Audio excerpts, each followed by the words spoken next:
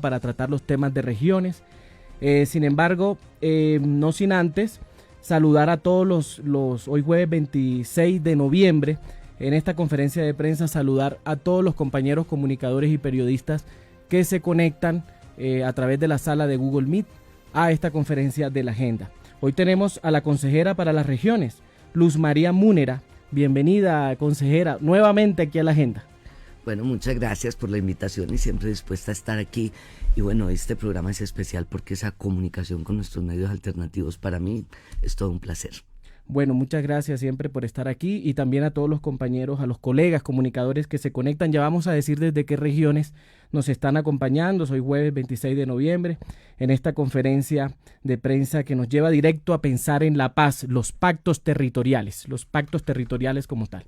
Consejera para las regiones, Luz María Múnera. Le comento que para esta conferencia de prensa se inscribieron periodistas, comunicadores, creadores de contenidos de internet de los siguientes municipios. Miren, nos están acompañando desde regiones nuevas, incluso Barranquilla Atlántico, frecuentemente nos acompañan desde Pasto, Nariño, hay periodistas desde Sogamoso, en el departamento de Boyacá, desde Buenaventura y Cali, en el Pacífico colombiano, en Palmira, Valle del Cauca, San Andrés y Providencia. Un saludo a toda la gente de San Andrés, de la isla de San Andrés y Providencia. Gracias por estar acá. Desde San Martín, en el departamento del Cesar, Ocaña, norte de Santander, nos acompañan comunicadores desde Yopal, Casanare, desde Villavicencio Meta, Río Sucio Chocó, Fusagasugá, Cundinamarca, y del Distrito Capital de Bogotá, que también frecuentemente nos acompañan, así como las emisoras de paz de la Radio Nacional de Colombia, del Sistema de Medios Públicos de RTBC, que operan en territorios afectados por el conflicto armado, que es también un tema de paz que vamos a tratar el día de hoy aquí en la agenda con la consejera para las regiones.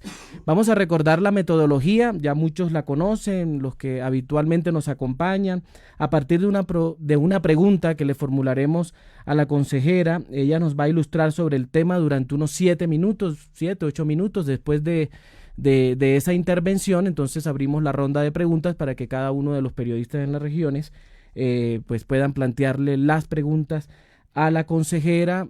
Como siempre les recomendamos sus cámaras en posición vertical, las preguntas concisas para que puedan participar la mayor cantidad de colegas. Y en el momento de que se vayan a preguntar, recuerden que esta transmisión va en vivo y en simultáneo por todas las redes sociales de la Presidencia de la República. Entonces, para que sus medios sean visibles, sean expuestos, pues es también una de las ideas. Entonces, iniciamos con el desarrollo del tema. La Consejería Presidencial para las Regiones, en el marco de sus funciones, es la encargada de coordinar la creación de espacios de interacción y diálogo permanente entre las autoridades de orden territorial, los actores sociales, el gobierno nacional y los ciudadanos.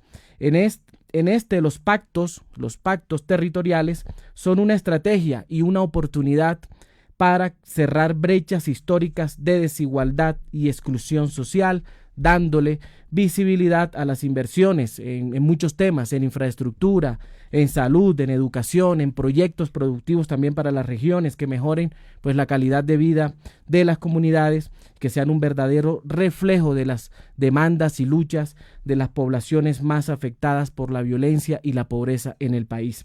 En este año 2025, que ya pues estamos a punto de concluir, consejera, 4 territorios y sus comunidades definieron pactos territoriales. Miren, los 4 territorios son el departamento del Cauca, la zona del Catatumbo, el departamento de Nariño y el departamento de Boyacá, diseñando políticas y planes y programas también integrales para impulsar la gestión técnica y financiera de proyectos por más de 47 billones de pesos, y en la actualidad está en plena reestructuración. El Pacto Chocó es uno, el cual avanza con metodologías participativas, y ahorita vamos a ahondar un poco más en el tema, que incorporan las iniciativas de proyectos de las comunidades afrodescendientes e indígenas del departamento. Entonces, los pactos, ¿qué son los pactos territoriales? Pues son instrumentos para hacer viables las inversiones en las regiones.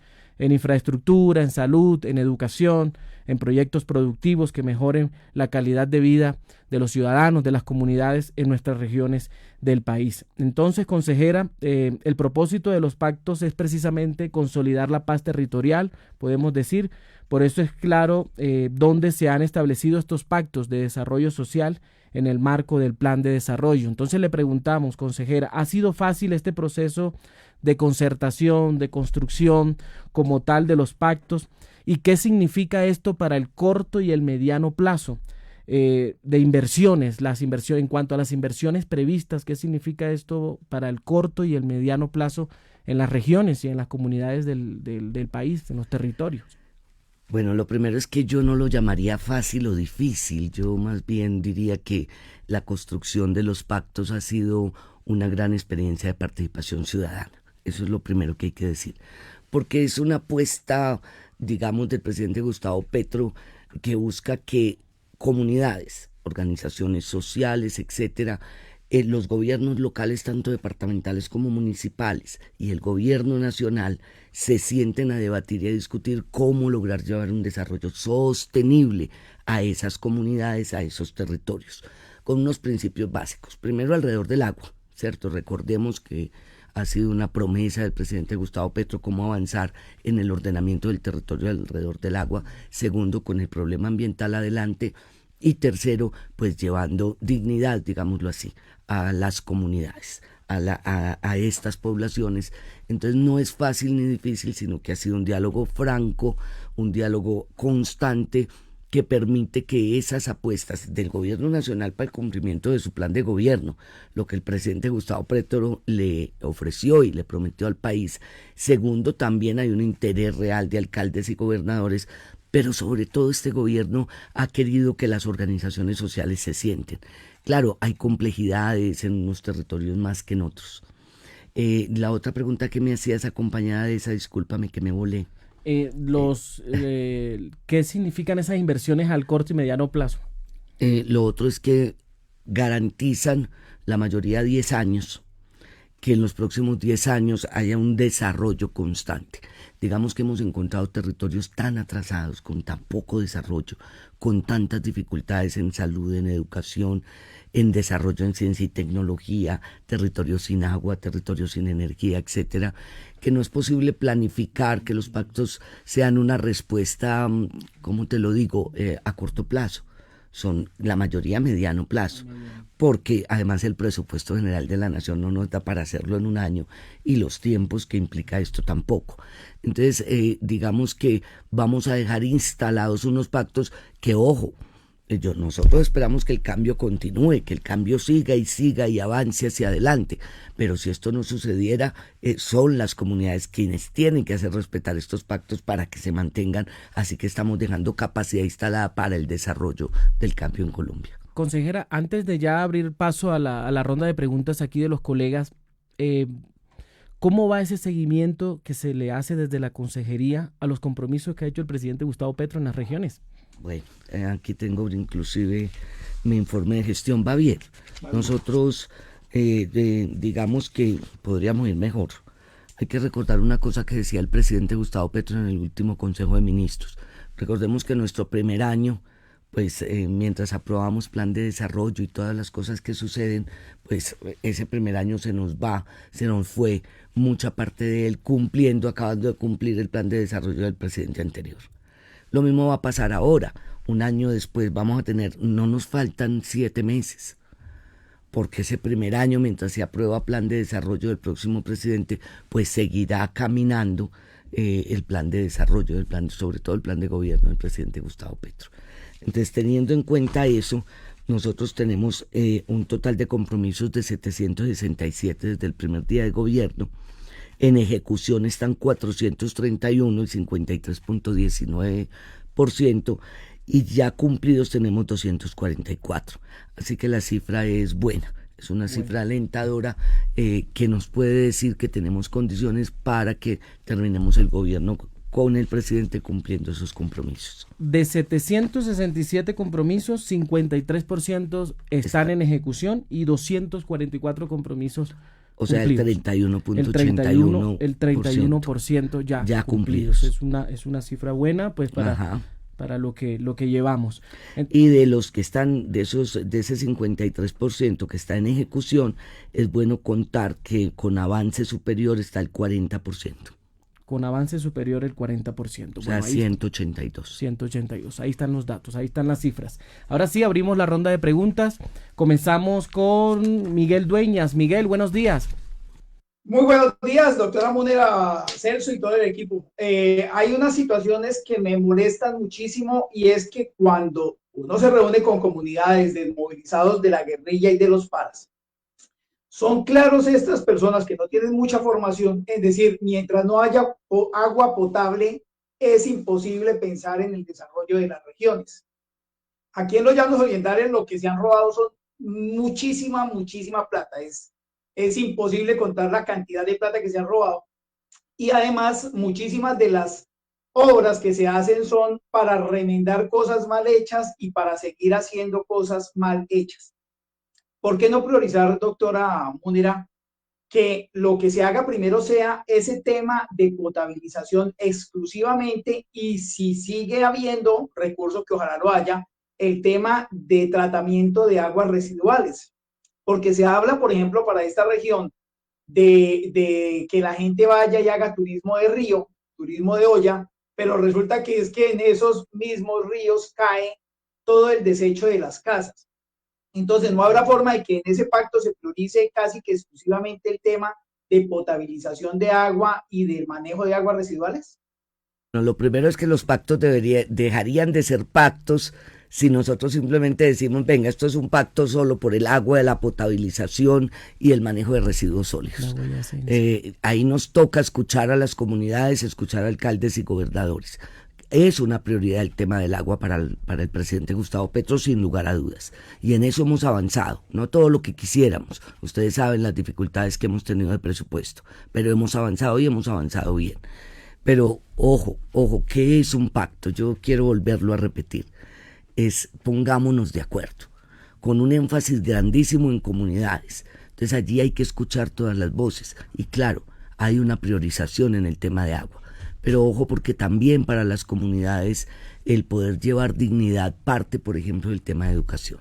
El tema de nutrición de niños y niñas es fundamental. Y todo eso no camina si no llegan proyectos productivos. Así que el desarrollo no es un solo asunto, pero además volver a repetir, un pacto es eso, es un pacto. Y quiere decir que tú y yo y él y nosotros nos sentamos, discutimos y nos ponemos de acuerdo. Eso es lo que quiere decir un pacto. Entonces, claro, el agua ha sido priorizada en muchos territorios de Colombia, pero no es el único tema. Y en esto toca escuchar a las comunidades. Bueno, le damos paso a Reiner Javier Sánchez, la boyacense. Reiner, buenos días. Sí, muy buenos días a la consejera, a ustedes por esta invitación tan importante. La pregunta es la siguiente. El presidente Petro prometió aumentar el número de universidades a nivel nacional.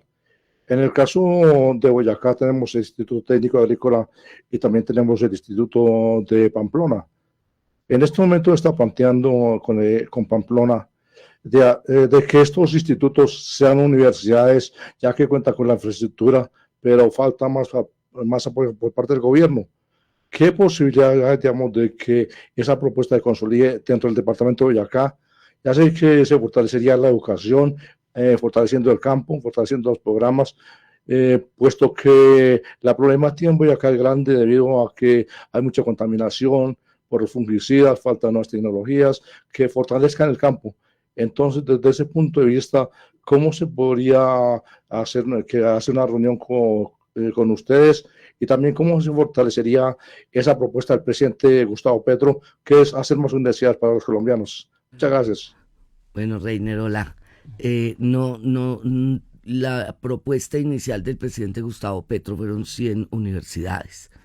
Ahí hemos tenido dificultades en términos de todo lo que ustedes saben que ha pasado en el Congreso de la República con el tema de presupuesto. Pero estamos avanzando y hemos logrado avanzar. Y claro, hay una orientación del presidente también que hay que hacer, digamos, estructuras blandas que nos salgan más baratas, pero que no signifiquen dejar instalada digamos, la universidad pública y la posibilidad de estudiar y de tener, digamos, educación superior en todos los territorios. Esto está avanzando y va a seguir avanzando. Además, hemos visto en algunos territorios lo que tú dices, algunas instituciones educativas que después de las 5 de la tarde pueden ser utilizadas para educación superior. En eso está trabajando el ministro Daniel y creo que va avanzando bien. No conozco con particular detalle el tema de Boyacá, pero me comprometo contigo a que lo podemos mirar. Y una reunión para el tema educativo es absolutamente posible. Toca que oficialices a la consejería, que nos mandes un correo pidiendo esa reunión y nos sentamos y miramos el tema. Bueno, le damos paso ahora a Rec Radio Vive y Sientes tu Música. Angélica María Moreno desde Sogamoso, Boyacá. Angélica, buenos días. Consejera, buenos días, colegas, buenos días. Consejera, dos preguntitas muy importantes. ¿Qué cambiaría para este 2026, para el año que viene? ¿Qué le cambiaría para este 2026? Angélica, buenos días. Ay, la lista es larga, pero digamos que hablando de lo público, Angélica, yo creo que volvería a poner sobre la mesa para un debate permanente y una acción permanente el tema de eficiencia y eficacia en lo público. O sea, si yo tuviera la varita mágica, la movería para que toda la administración pública, desde el empleado más bajo hasta los altos cargos, entendieran que su obligación es de eficiencia y eficacia. El día que esto lo entendamos, pues seguramente vamos a caminar mucho más rápido en el cumplimiento de metas y en la posibilidad de que avance. En lo público sería eso. En lo personal, todo tipo de violencia contra niños y niñas, utilizaría mi varita mágica para sacarla no solo de Colombia, sino de la humanidad entera. Consejera, se van a hacer una entrega de resultados, ¿no? Está previsto en la consejería Sí. para la región hacer una entrega de resultados sobre la gestión. ¿Qué podemos decir sobre eso? De todo. A ver, esta consejería entre el 1 de noviembre de 2024, para dar algunos temas generales, y el 31 de octubre de este año, ha realizado atenciones en las regiones 4.502. 4.500. En el último año. Recuerda que ya vamos para los 2 años ahora. Sí. Pero en el último año, 4.502 atenciones en todo el territorio nacional. Esto quiere decir reuniones con organizaciones sociales, con alcaldes, con gobernadores, con empresarios pequeños, sobre todo, y medianos. Quiere decir que cada reunión deja tareas y esas tareas y compromisos hay que cumplirlos. Hemos estado este año en 601 municipios, que representa el 53.3% de los municipios de Colombia. Para dar pues esos dos daticos. Tenemos acciones adelantadas 3.776. 3.776 solo en un año. Se realizaron con actores sociales 773 reuniones, con alcaldes 189 y con gobernaciones, 3.700 con organizaciones sociales. Así que hemos hecho un trabajo bastante grande y hemos priorizado la organización social. La organización social. Bueno, le damos paso ahora a el compañero Paul Henry Andrade de Logros TV desde Cali, Valle del Cauca. Paul Henry, buenos días. Muy buenos días, compañeros, muy buenos días a la consejera Mulera. Qué bueno poder compartir con ella de nuevo en esta información. Y quiero plantearle algo que de verdad tiene preocupación en mucha comunidad. Se han hecho los pactos territoriales, y en estos territorios, pues naturalmente hay periodistas independientes, periodistas alternativos, muchos, pero es precaria la difusión al momento de las realizaciones por parte del Estado frente a los pactos territoriales. La difusión no llega a donde queremos que llegue, que es a la comunidad primaria, que es a la base de las comunidades, que es a los barrios, que es a las comunas, que es a las veredas, que es a los corregimientos.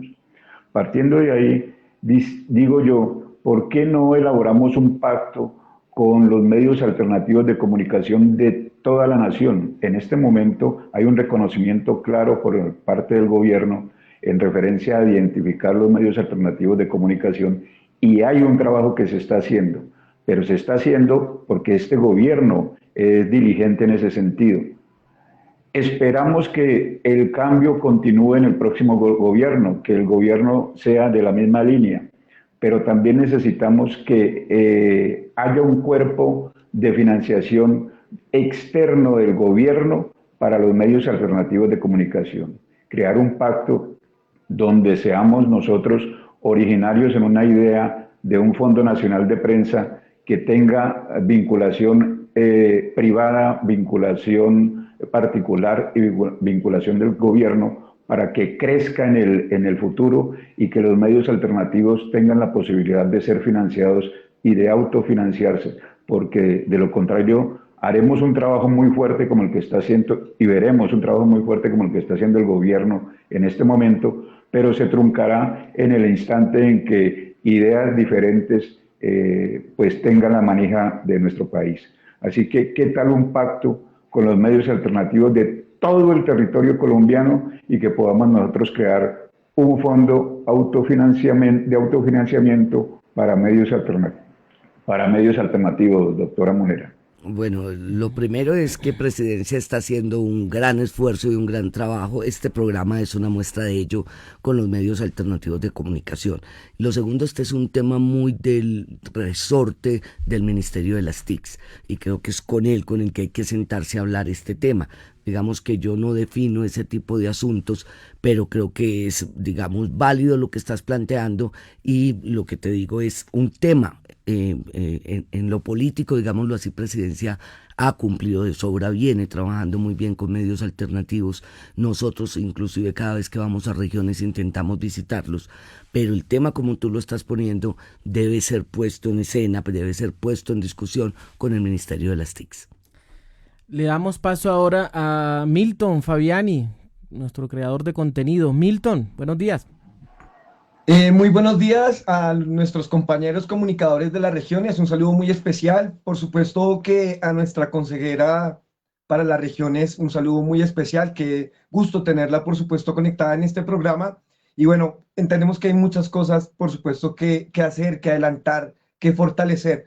Quiero sentar acá de pronto una voz, una solicitud, un pedido que hacen desde una vereda en el Meta, donde me piden que por favor ayude a construir un diálogo vinculante para tratar una serie de temas que digamos están hoy en el debate en la comunidad. Por otro lado, también quisiera preguntar, señora consejera, ¿cómo podemos crear un mecanismo y fortalecerlo en cuanto sabemos que en las regiones pues hay fenómenos de corrupción y muchas veces la voz de estas personas quedan atrapadas dentro de los mecanismos institucionales que también están coaptados por digamos que estos fenómenos de corrupción? Y también quisiera preguntarle, consejera, ¿cómo podríamos construir también un programa a largo plazo, por supuesto, de largo aliento para las regiones, para que en cambio de gobierno, pues estos proyectos, estos avances, pues no vayan a quedar a mitad del camino? Muchísimas gracias. A Celso también un saludo. A ver, Milton, buenos días. Voy a tratar de que no se me olviden los tres temas que acabas de plantear. El primero, ay, ya se me olvidó. El primero, Algo vinculante. Diálogo vinculante, lo estás pidiendo para el Meta. Milton, mira, parte de mi función es esa, es poder dialogar. Si un grupo de compañeros de organizaciones sociales en el Meta le escribe a la consejería y le pide que nos sentemos a mirar las dificultades y si, digamos, una mesa podría ser la salida o qué podríamos hacer en ese debate, con gusto lo haremos sin ningún problema. 2, el tema de la corrupción.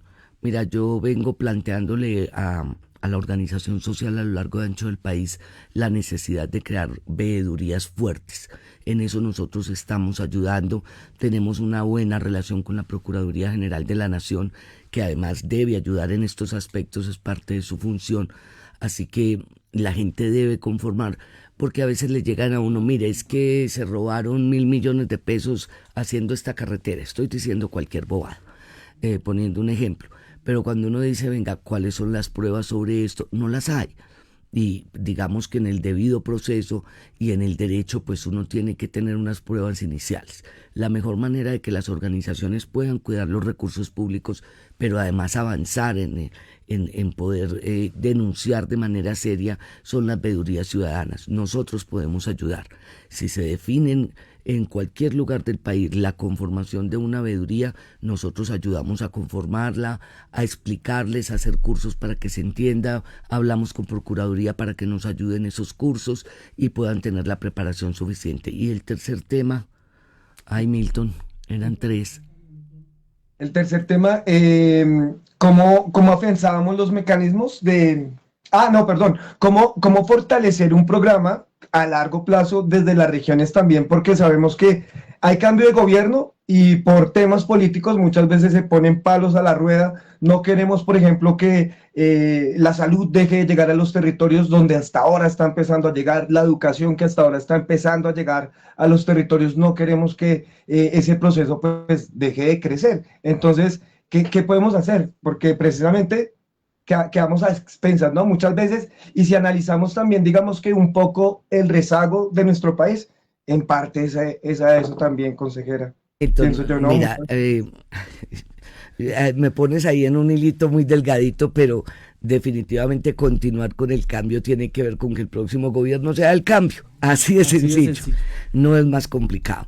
La consejería, nosotros, aunque tenemos muchos dientes, digámoslo así, dientes que nos da el presidente de la República. O sea, yo en esto tengo que hacer un reconocimiento, digámoslo así, de la autonomía y de la fuerza que el presidente le ha dado a la consejería y con la que he podido trabajar. Nosotros hacemos seguimiento, estamos en las regiones mirando que se cumplan las cosas, servimos, digamos, de puente entre lo nacional y lo local. Eso está dentro de nuestras funciones.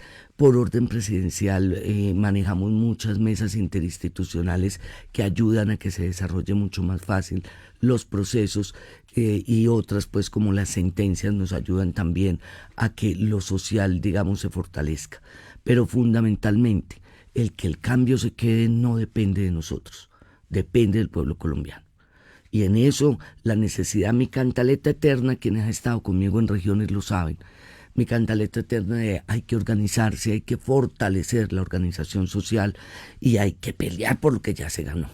O sea, no es posible que este esfuerzo de 4 años, quienes estamos cerca del presidente sabemos cómo le ha puesto el corazón a esto, sabemos cómo el presidente fuertemente ha estado.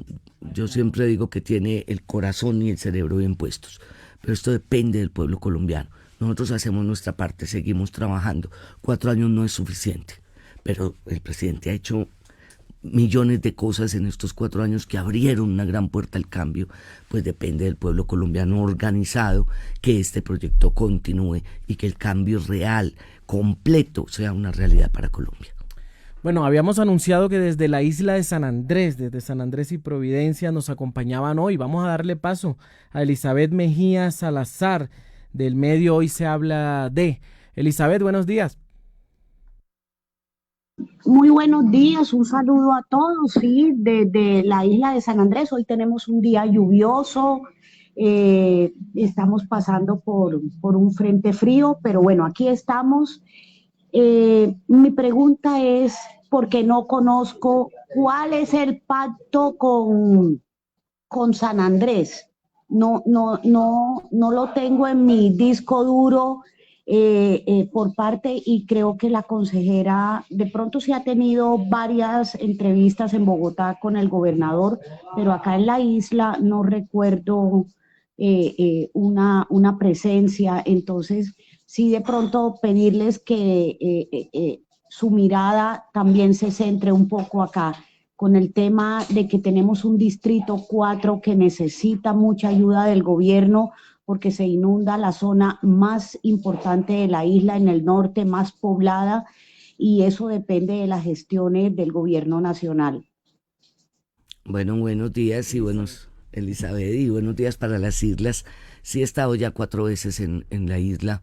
En San Andrés no he ido a Providencia, pero en San Andrés he estado ya 4 veces y digamos que mi coordinador de la Costa Norte ha estado varias veces, Mauricio Giraldo. Venimos trabajando sobre todo con el Ministerio de Medio Ambiente varios temas allá. También hemos puesto sobre la mesa grandes debates en los que apoyamos, digamos, las comunidades. Creemos que hay que revisar muy de cerca y trabajar en eso con las comunidades en San Andrés. El tema del agua potable, por ejemplo. No podemos entender, y sé que el presidente tampoco puede entender, que tengamos 7 por 24 horas al día, 7 días a la semana, agua para el sistema hotelero, pero que el agua solo se le abra a las comunidades cada 15 días. Ese es un asunto que venimos debatiendo y discutiendo en la isla de San Andrés, que nos preocupa enormemente. Podemos conversar en un próximo viaje, podemos mirarlo, qué temas adicionales a este estamos, digamos, nos tienen preocupados, pero sí ha sido, digamos, foco nuestro San Andrés y sí ha estado Mauricio permanentemente trabajando y sacando adelante temas de San Andrés, pero sí San Andrés necesita más atención, más temas con toda seguridad y estaremos, es nuestra obligación y es además lo que nos gusta hacer. Qué bueno que nos estén acompañando desde la isla de San Andrés. Antes de darle paso a Leyton Ubaldo Rengifo de las emisoras de Paz, también nos acompañan acá, es muy particular. Vamos a hablar de los pactos firmados un poquito, vamos a tocar el tema de los pactos firmados, consejera, antes de darle paso a Leyton. Aquí tengo, bueno, la firma en la línea del tiempo el pasado 12 de agosto. Se firmó el Pacto Catatumbo con un horizonte de ejecución de 10 años hasta 2035. Contempla 124 proyectos con un valor indicativo de 6.2 billones de pesos. El otro pacto también se firmó en línea de tiempo el pasado 12 de agosto, también se firmó el Pacto Catatumbo, uno muy importante con un horizonte de ejecución de 10 años. El primero, el pacto Catatumbo, sí. Eso, ahora es el segundo es Pacto Boyacá, que también se firmó posteriormente, sí. En el municipio de Sotaquirá se firmó y incluye un inventario de 77 proyectos de corto, mediano y largo plazo con un costo de 2.5 billones de pesos.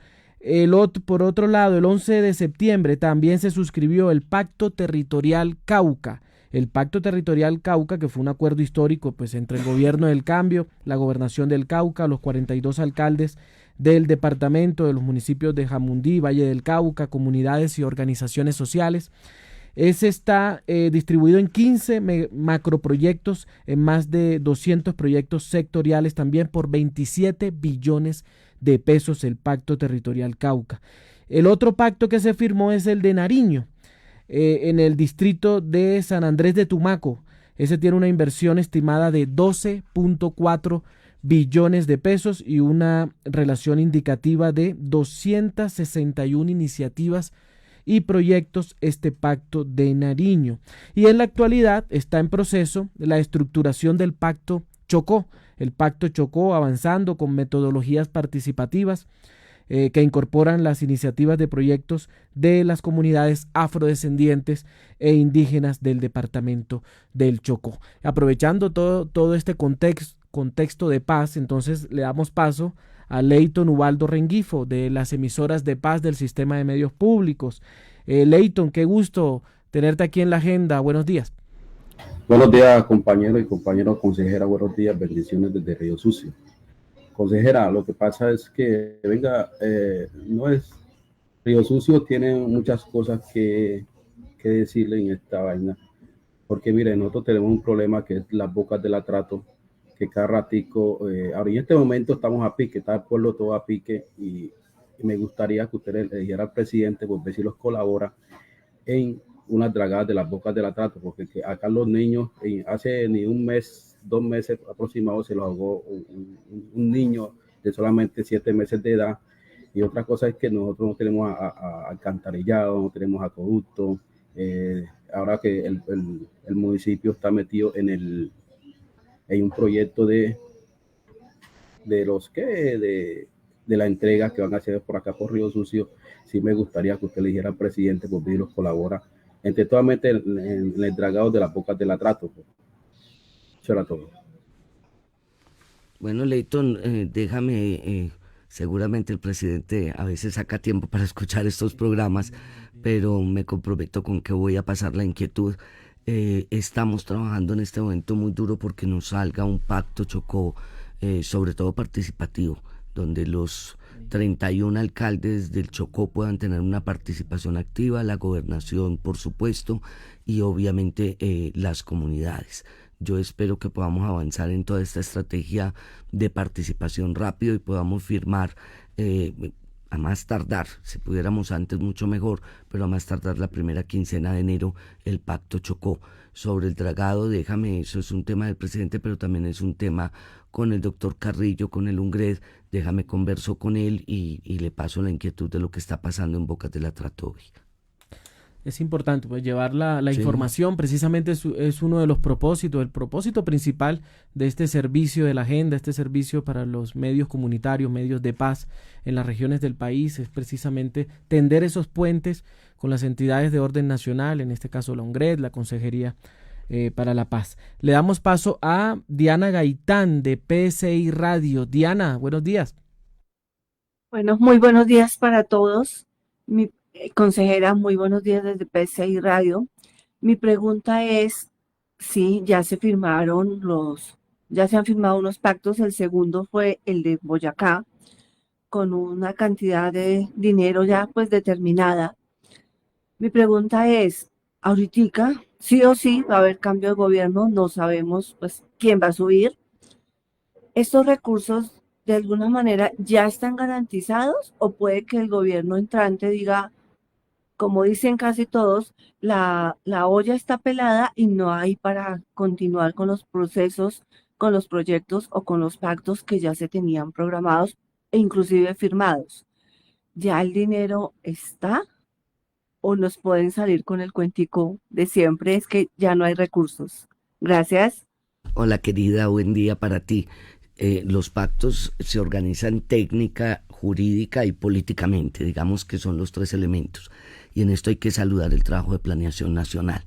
Ahí están garantizados con vigencias futuras. Pero ojo, en política todo puede pasar. Y vuelvo otra vez a lo mismo de ahora. Estos pactos los va a defender la comunidad, los van a defender los alcaldes, los van a defender los gobernadores. Nosotros dejamos todo listo. O sea, recuerda que los pactos la mayoría son a 10 años y esto implica todo un manejo técnico con planeación nacional, con Hacienda frente a vigencias futuras, frente a todo tipo de presupuesto. Inclusive está claro cuánto pone el municipio, cuánto pone la gobernación y cuánto pone el gobierno nacional. En la mayoría de proyectos está 70-30.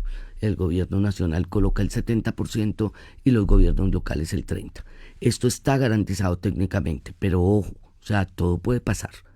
Esta es una herramienta de desarrollo y de dignidad para los pueblos en todo, no solamente Boyacá, Nariño, Catatumbo, ahora que estamos trabajando Chocó, Cauca, pero ojo, las organizaciones tienen que defender sus pactos, porque claro, darle la vuelta a eso, pues todo es posible en jurídica, pero estamos dejando garantizados con vigencias futuras la ejecución de estos pactos.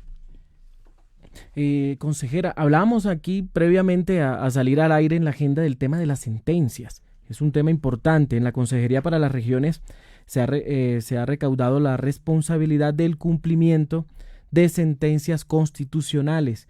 ¿Qué sentencias son? ¿Cómo avanzan ese cumplimiento de las sentencias en las regiones? ¿Y por qué son importantes?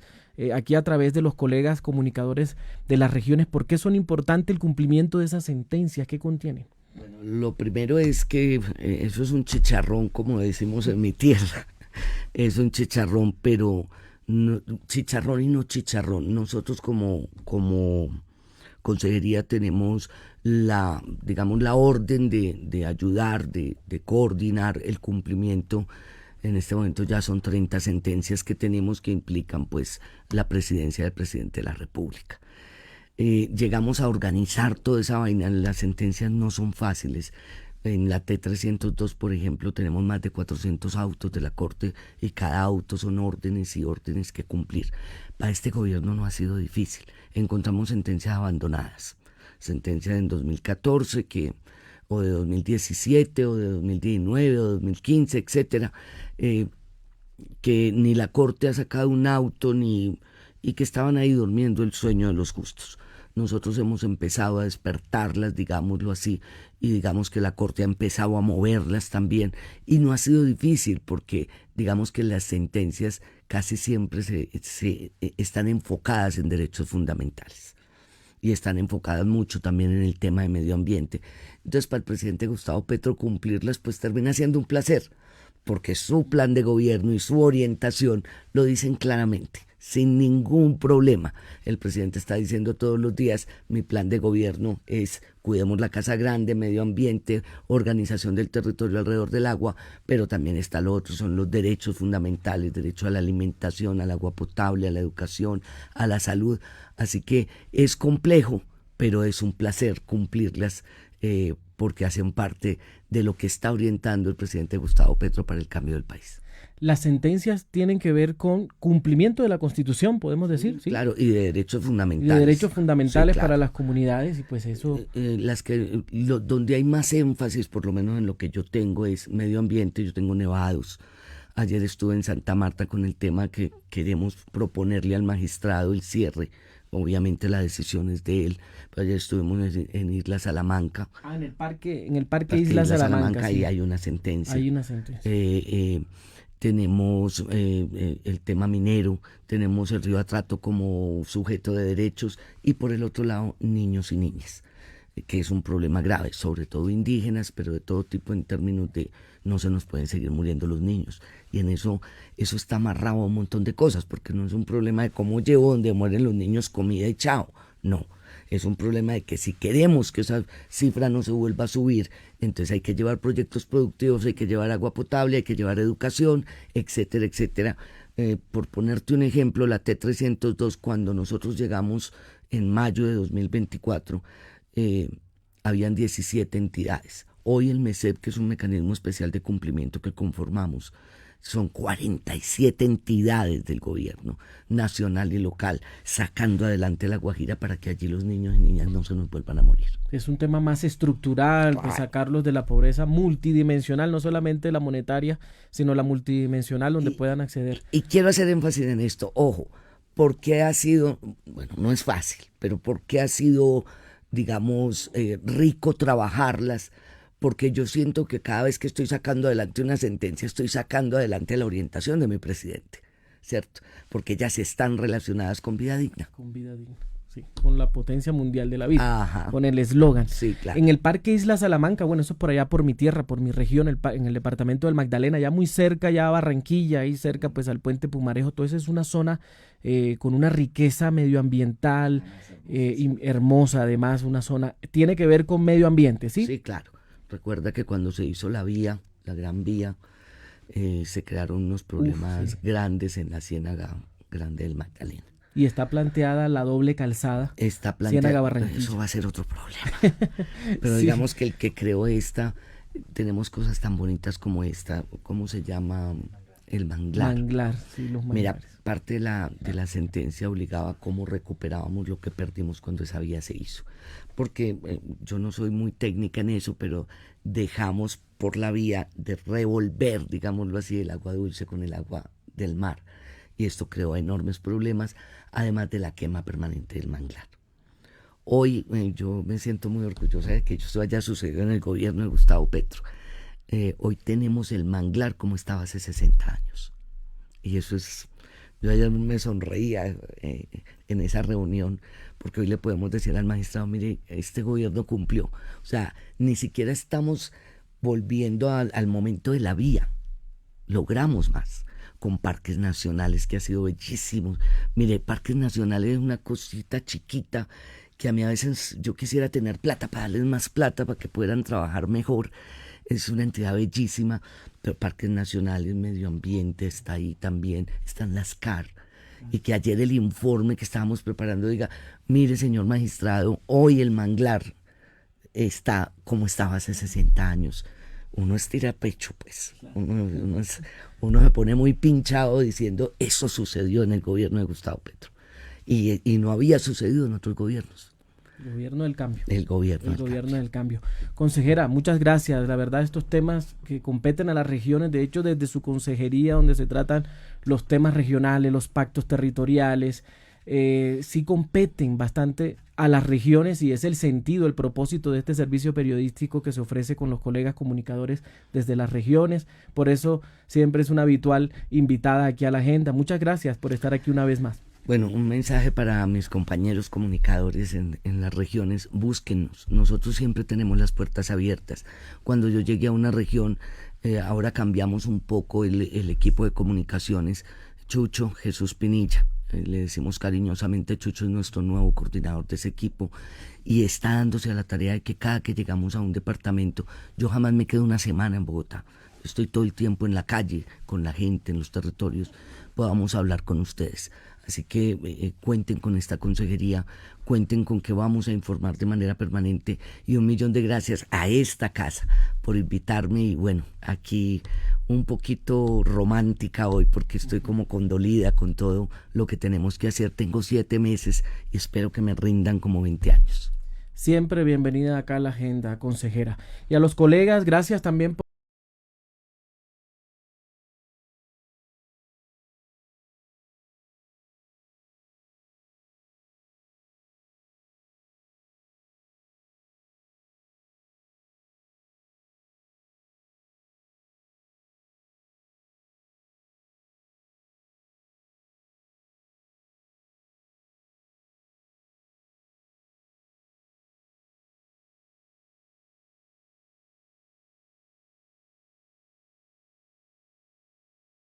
cada uno. En adelante el contacto con él para sus labores informativas. Como siempre, invitarlos a consultar los medios y los contenidos de la Secretaría de Comunicaciones de la Presidencia, los contenidos comunicativos de la Presidencia de la República en la web, el periódico oficial Vida, Vida en la radio, el programa radial de la Presidencia de la República, Entérese del Cambio, el informativo semanal Así Avanza el Cambio. Y le damos todas las gracias, como siempre, a todo el equipo técnico aquí de la agenda, a los ingenieros de video, audio, sonido, a Juan Camilo Quintero. ¿Hay un anuncio final?